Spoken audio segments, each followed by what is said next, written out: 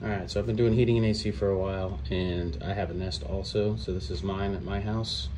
And I know a lot of people have been complaining and having to pay for technicians to come out and fix this problem, where it will automatically change the temperature without you guys setting it to that.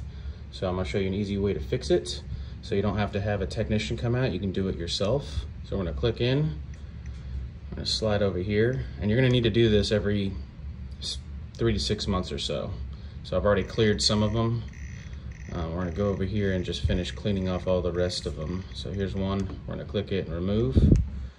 I wish they'd fix this setting, but they don't for some reason.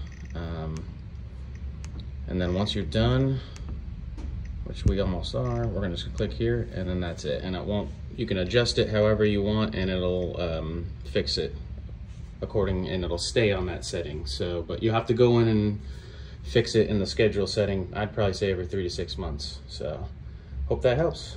Subscribe to my channel for more cool tips.